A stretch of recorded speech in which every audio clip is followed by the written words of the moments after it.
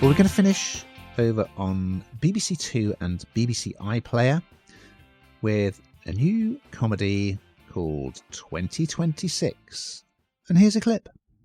It's the biggest sporting event in the world. The 2026 tournament. Football is a funny game. When you say he's here... His name is here. Okay. It's never over until it's over. This is our moment, right? Essentially, we're in the toilet and we're going to have to come out. Yeah, nice one. Will! Oh, yeah, hi, yeah. And it's one game at a time. Right, like hashtag change the game, right? Did I miss something, or is this a lot worse than I thought? I mean, at least we know where we are now, so that's all good. Look, I'm going to be really honest with you, Ian. I have watched one episode of this and I'm none the wiser. So I'm going to try really, really hard to explain what goes on here and then hand it over to your capable hands.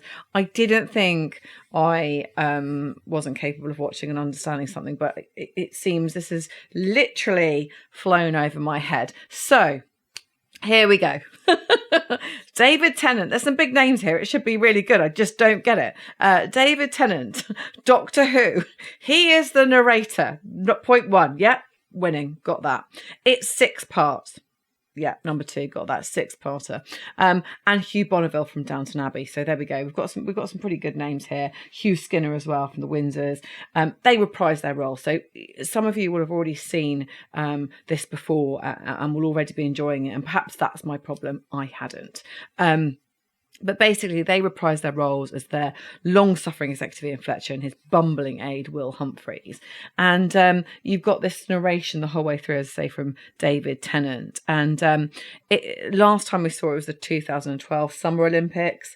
Now we are here in 2026 for, it's kind of a mockumentary style, but it's, I don't know, it reminded me slightly, I'm jumping everywhere now, but it reminded me slightly of The Office. I just found it really corny and kind of, I felt like I just wasn't getting the jokes. It was in jokes. I just couldn't get, the people annoyed me. The characters irritated me.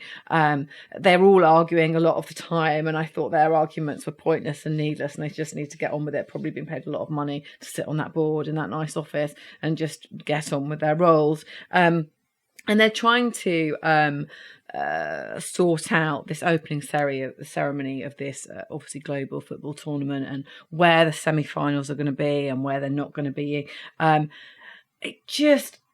I got really bored in. I'm not going to lie to you. I watched episode 1 and I did not see the point of it at all. I want to love it. Tell me I'm wrong. I probably am wrong. I probably need to keep watching. But I just felt like it was going absolutely nowhere. You know, we're fortunate enough to get a lot of previews, aren't we, for doing something like this? And you get hooked in almost immediately on so many things.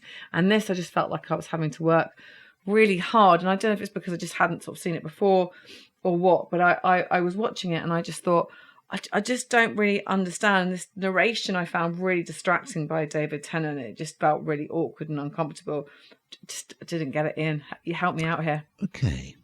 Well, take me back to the beginning. I'm sure it helps enormously if you have watched the 2 previous comedy series, W1A, when Ian Fletcher was head of values at the BBC, and then 2012 when he was head of deliverance at the Summer Olympics. And now, as you say, he's at a football tournament. There must have been some kind of legal issue, but it's also slightly done for comedic value that David Tennant, whenever he says World Cup or FIFA, it's bleeped out, which is quite odd. I will admit that.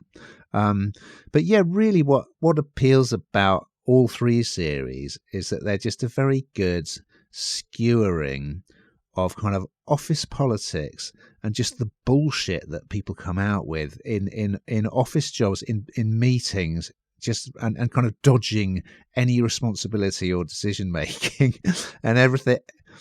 Yeah, and everything lands on Ian Fletcher and it just inevitably goes wrong. And so yeah, and Hugh Skinner is very, he turns up right at the end of episode 1. So yes, because it's all over in Miami. So there's a lot of American involvement.